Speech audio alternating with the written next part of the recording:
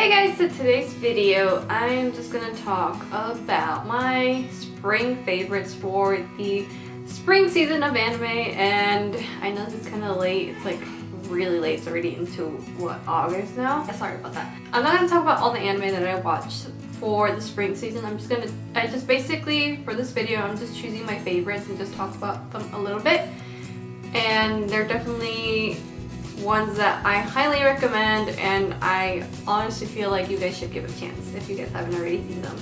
So the first anime, and which is this one, is like my #1 favorite from everything that I watched, would have to be Tanaka-kun is Always Listless. Oh my gosh, I fell in love with this one. It is so hilarious, and I love it because this one is hilarious, but you can also relate to like the little things that happen.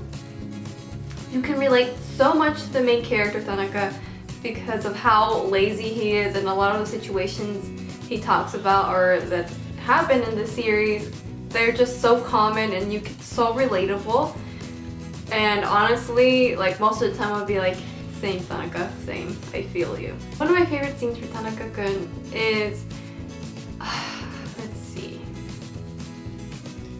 would probably have to be where he goes to like their version of McDonald's, and he talks about how he feels pressured by the people at McDonald's because it's like probably have to be where he goes to like their version of McDonald's, and he talks about how he feels pressured by the people at McDonald's because it's like a fast food place and you have to order fast and there's people behind you, and he feels like so much pressure just being there.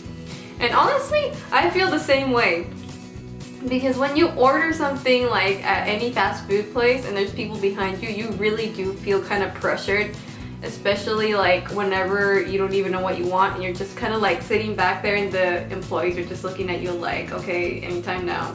I'm just like, I know, I'm sorry. And then in the first episode, I just love how Tanaka-kun basically talks about how he doesn't want to be the main character and how tiring it would be to be the main character.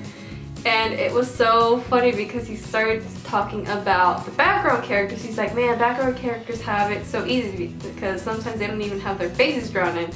And as soon as he says that, basically his face disappears, and then his friend Ota's just like, can you please stop that now? It was very, very hilarious, and I love it. And I honestly feel like this one is just so underrated. It is not talked about a lot. Crunchyroll would always like talk about it every now and then, but I feel like not a lot of people gave it a chance. And honestly, this is like a hidden gem in the spring anime season. And honestly, I loved it more than Sakamoto.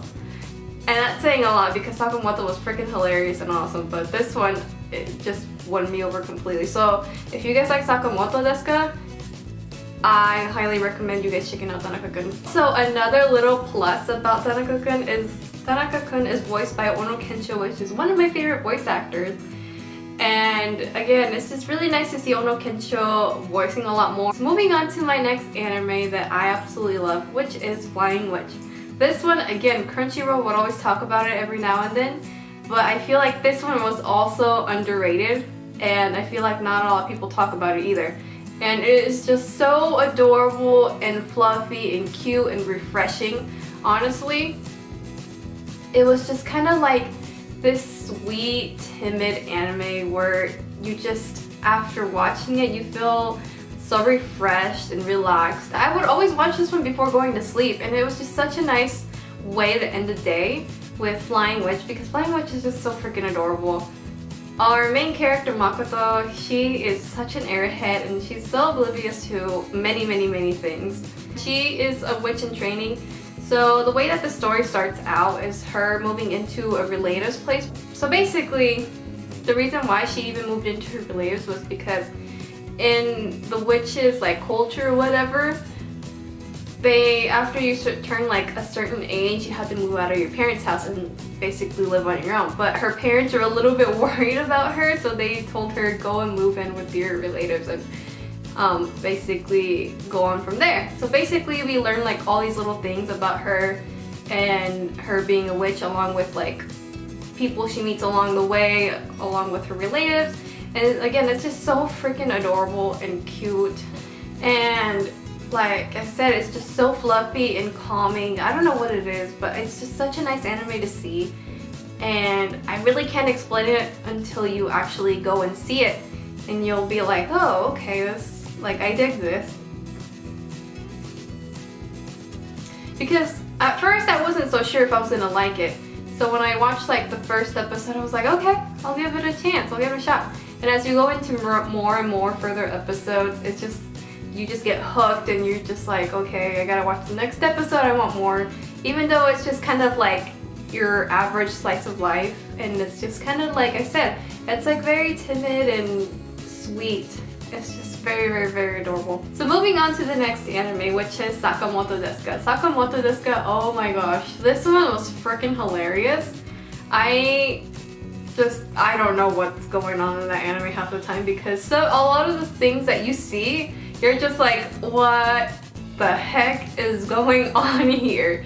It's like so bizarre, the things that happen. I think that's why it makes it so hilarious, just because of the situation that Sakamoto gets into and he ends up doing. It's just so freaking hilarious. You just are always laughing pretty much the whole episode. Every time Sakamoto did something, I would honestly yell out the whole time, like, really? Like, how is this even possible? Sakamoto desu ka was just freaking hilarious, and it was really enjoyable each episode. It was just, I feel like each episode things got like more and more bizarre as it went on. I just really enjoyed this anime. Up until the last episode, things kind of got really serious, and that was really surprising to see that, because we're so used to seeing all this funny and bizarre things that happen. Like, as soon as it gets serious in that last episode, you're just like, what? Am I really watching like the same anime? It was overall enjoyable. I really loved it.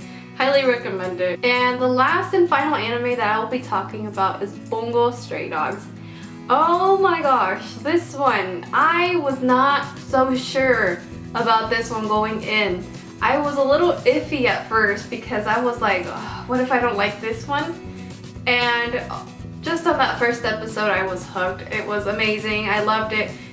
I thought it was gonna be like all action-packed and serious, but it's actually a lot more than that. There is quite a bit of action, but there's also a lot of comedy in this series. Like, it's hilarious. I love this one so much.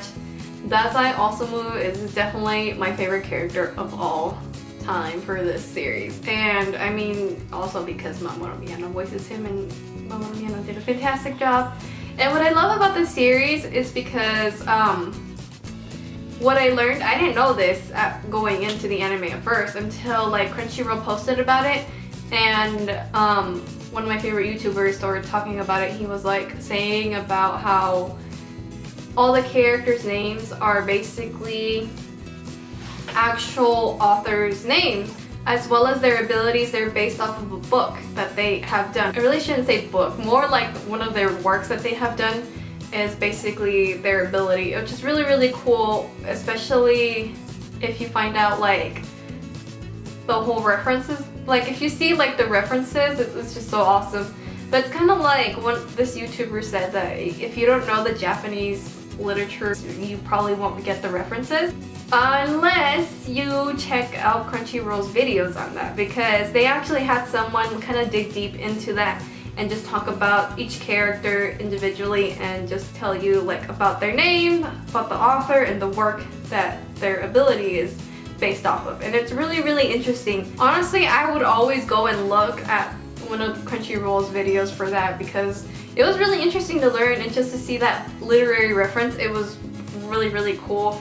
And you kind of connect the dots. And at the end of the season, we get a lot of the American literature, which is awesome. Right away, I recognized one of them because I had read one of Fitzgerald's work, which is The Great Gatsby, and that was like the only literary reference I got. I was so happy that I was able to like know that on my own. Even if you don't know the literary reference or don't know anything about that, it is still quite enjoyable even if you don't know it. I probably could have gone on with the whole season not knowing of anything like that, and I would have enjoyed it just to say. Yeah, that's pretty much everything I have to say. That's all of my favorite anime for the spring season. I absolutely loved everything that I've watched.